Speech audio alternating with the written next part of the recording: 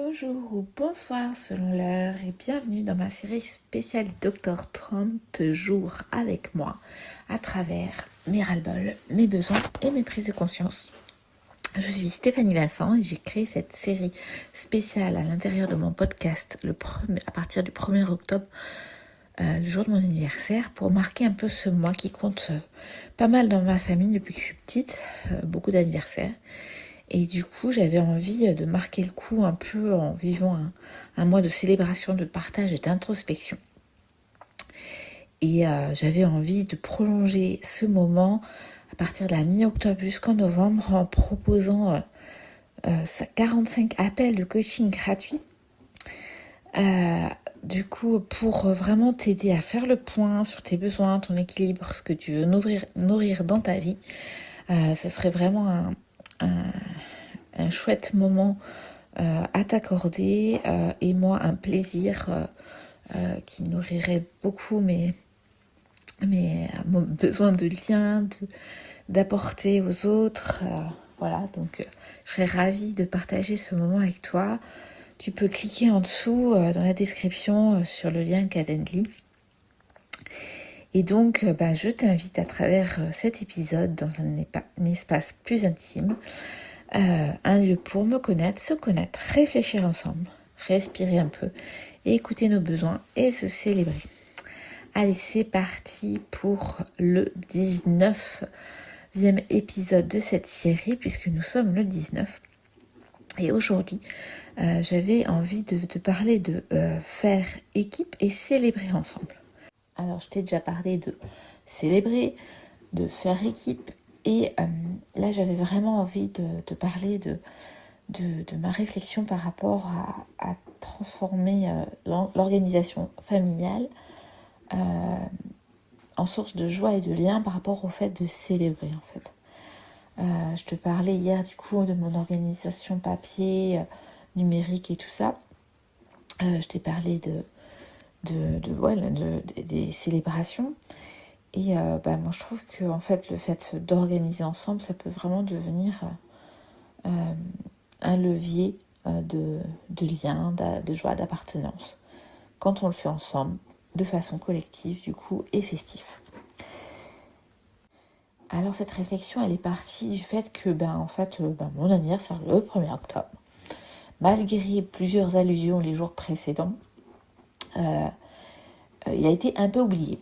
J'ai que mon grand de 14 ans qui le matin m'a souhaité mon anniversaire et le second qui était à côté pour partir au collège qui regarde sa montre, vérifie la date et ah oui, bon anniversaire maman. Les autres un peu oubliés et pas eu de gâteau, pas eu de cadeau spécial, tout ça. Le soir ou tout ça, alors j'avais dit aux grands, vous pouvez me faire des gaufres, un truc que j'aime bien, quel service vous aimeriez bien me faire, etc. Et mon mari, il a fallu lui rappeler aussi. On est encore en septembre aujourd'hui. Ah non. Et voilà. Donc je me suis dit comment faire pour engager en fait tout le monde dans un esprit de célébration ensemble en fait.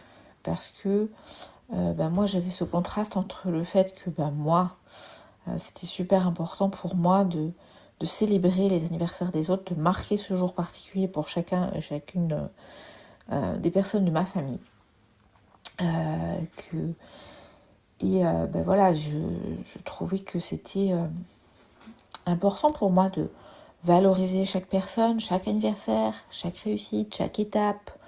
Voilà, ça mérite d'être reconnu. Et je trouve que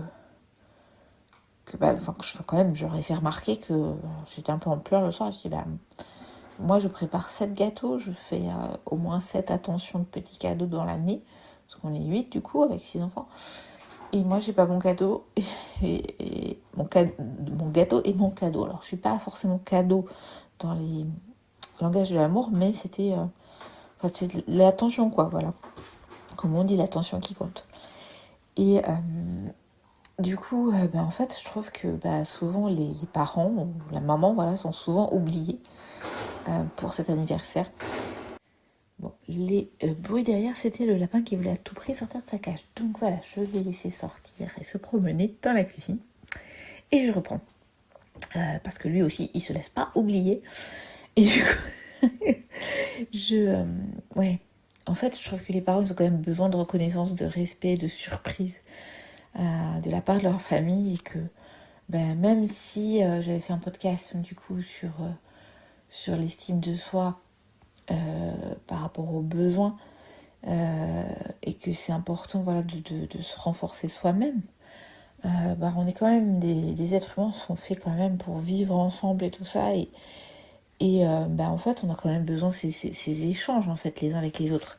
Et encore plus, finalement, quand on a des fois du mal à se célébrer, et le jour de son anniversaire, c'est un jour particulier où on aimerait que les autres nous célèbrent. Donc la réflexion est partie de là.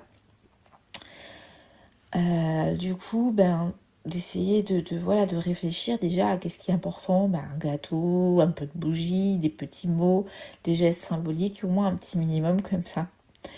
Et je me suis dit que ça serait important d'en parler avec eux, de noter tout au long de l'année des idées, de surprises, de cadeaux, même simples, et de leur faire comprendre en fait le message clé que célébrer, c'est dire à l'autre tu comptes. Et c'est une façon de montrer qu'on aime, ça renforce le sentiment d'appartenance à la famille. Et voilà, je me suis dit qu'il y a des choses qu'on prépare des fois comme les voyages, une sortie au parc, des choses comme ça qu'on prépare ensemble. On fait vraiment équipe. Et là, je me suis dit, pourquoi pas réfléchir un peu, impliquer tout le monde dans ces moments de fête et de rituels collectifs. Voilà. Au lieu d'aller m'acheter des cadeaux moi-même, au lieu d'aller m'acheter mon gâteau moi-même, me le faire moi-même, je me suis dit que ça pouvait être bien que chacun, en fait, s'exprime autour de ce qui est important pour son anniversaire ou pour Noël, voilà, pour des moments importants comme ça de la vie de famille. Et on en parle autour de nous, on exprime nos envies, nos idées. On l'a déjà fait pour Noël, par exemple. Le fait d'important de décorer la maison ensemble, qui fait quoi. Et du coup, je trouve que c'est important de reprendre aussi les idées pour les anniversaires, les moments marquants de réussite scolaire, de célébrer la fin d'année, d'avoir bien travaillé, d'avoir fait de son maximum, même si les moyennes ne sont pas forcément les meilleures, mais d'avoir donné son maximum pendant une période. Donc je me disais, de faire, par exemple, pour Noël, moi, chez moi, les petits, on fait pas forcément le Père Noël, mais on fait quand même la magie de Noël, le fait de faire des listes de cadeaux, et après je pioche dedans. Ils savent qu'ils vont pas tout avoir, que ça sera que quelques cadeaux, qu'il y a aussi des cadeaux surprises, parce que j'aime bien faire des cadeaux surprises et tout ça. Il y a la magie de la décoration de Noël et tout. Et souvent, les plus grands, de toute façon, chez tout le monde, on fait des listes et puis on pioche dedans. Et alors, il y en a qui perdent des fois un peu la magie de Noël, comme moi j'ai trouvé, étant petite, c'est qu'en fait, on m'offrait les cadeaux de ma liste, et puis c'est tout, il n'y avait pas de surprise en plus. Ou un peu, mais pas tout le temps. Et j'ai vraiment l'intention à chaque fois de trouver des surprises en plus pendant l'année, des trucs qui vont leur plaire. Et je me dis, en fait, il faudrait faire ces listes pour tout le monde et les afficher.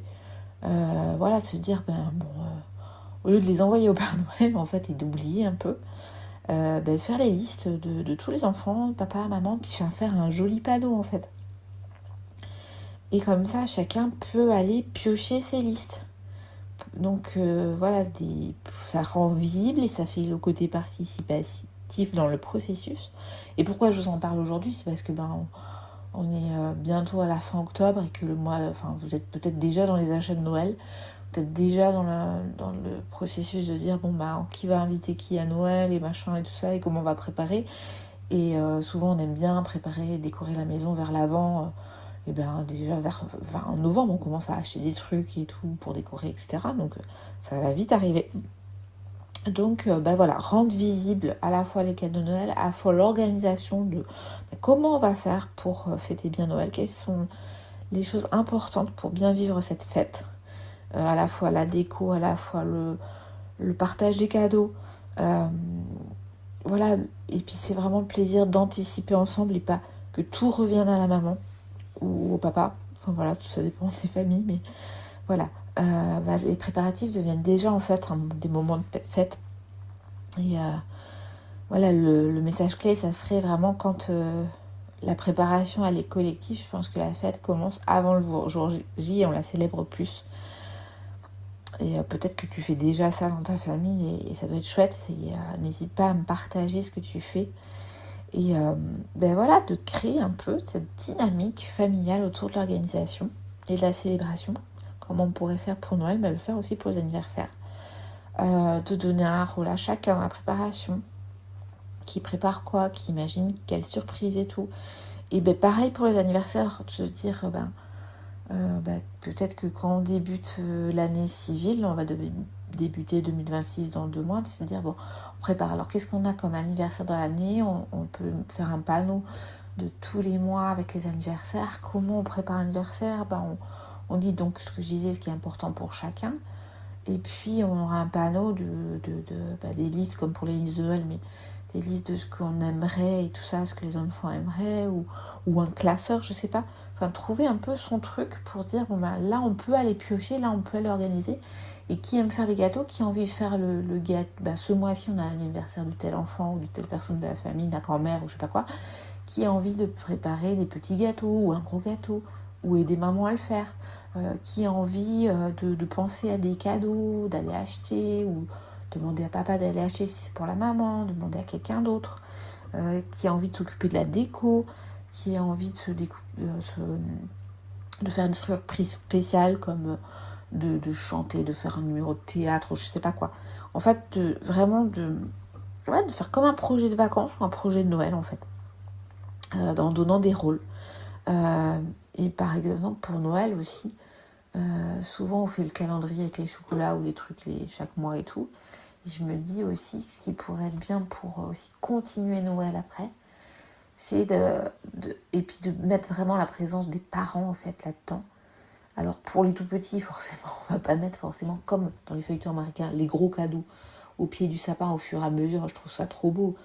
Au fur et à mesure du mois de décembre, ils mettent les gros cadeaux et on voit vraiment les cadeaux de tout le monde. Et du coup, on peut visualiser peut-être d'une manière que la maman aussi a le droit à ses cadeaux, le papa aussi a le droit à ses cadeaux. Et les chaussettes là, avec les noms, vous savez. Et là, en fait, je me dis, là aussi, ça symbolise aussi de les mettre. Et je me disais, les chaussettes, ce que j'ai envie de faire cette année, c'est de mettre, de se dire, on met des chaussettes avec les prénoms et on les remplit de petits mots, de petits dessins, de mini cadeaux fabriqués ou je sais pas quoi. Et après Noël, une sorte de calendrier l'avant postérieur à Noël en fait, pour prolonger le goût de Noël. Et chaque jour, on piochera dedans et on ouvrira un truc. Voilà, des petites idées comme ça qui viennent de la créativité naturelle quand on s'autorise à autre chose. Et puis, en fait, je trouve que c'est cette dynamique familiale aussi, cette organisation ensemble des anniversaires, des fêtes de Noël ou autres, c'est aussi ouvrir donc une page de créativité et aussi éviter un peu de charge mentale, en fait, de dernière minute ou sinon un des parents qui fait tout. Et je trouve que c'est vraiment ça renforce la coopération, l'écoute en fait des besoins de chacun et la joie d'être ensemble. Du coup, l'idée c'est de faire, le message clé, ça serait de faire équipe et de partager les responsabilités et surtout en partageant de la joie. Du coup, pour résumer, je dirais que quand on fait équipe et qu'on célèbre ensemble, on nourrit du coup l'amour, l'appartenance, la joie. On évite du coup des déceptions comme ça, de moments un peu ratés, de moments préparés va-vite ou des moments ou une surcharge du coup de la maman ou du papa, enfin de la personne qui organise. Et puis ça peut permettre la créativité, les surprises quand même. Et de vraiment communiquer en fait à l'autre ce qui nous ferait plaisir. Pas de suggérer seulement en pointillé j'aimerais bien un gâteau, j'aimerais bien des gaufres ou mon mari des fois j'aimerais bien un soin, et il m'a offert des fleurs, je suis pas trop fleur mais il m'a offert des fleurs le lendemain. Mais les enfants m'ont fait des petits gâteaux, des gaufres le lendemain, les grands. Les petits m'ont fait des petites constructions en papier, des dessins et tout. Mais en fait, ça si en fait on mène ça en projet familial, on mobilise tout le monde en fait et qu'on fait des supports écrits créatifs et tout, et bien en fait ça pose vraiment en fait un moment d'écoute et de partage et voilà, on va au fond des besoins de chacun, on le sait, et je trouve que c'est super important. Du coup on en revient à toute ma série sur les besoins avant cette série spéciale, et je trouve que du coup on se sentira plus exister pour les autres, plus pour soi-même, mieux respecter pour soi, parce qu'on va pas faire la dernière minute, on va pas s'offrir des cadeaux à soi-même, on va pas se faire un gâteau pour soi-même, on va éviter la frustration, la déception, etc. Du coup, voilà. Quel serait votre rituel de célébration collective? Qu'est-ce qui vous donne envie? Voilà, dans ce podcast, c'était ce que j'avais envie de vous partager. Et puis, je reviendrai du coup sur mon organisation de la fête de Noël, des anniversaires et tout à venir. Je vous laisse et je vous souhaite une bonne journée, une bonne soirée selon l'heure. Et à demain pour un autre épisode.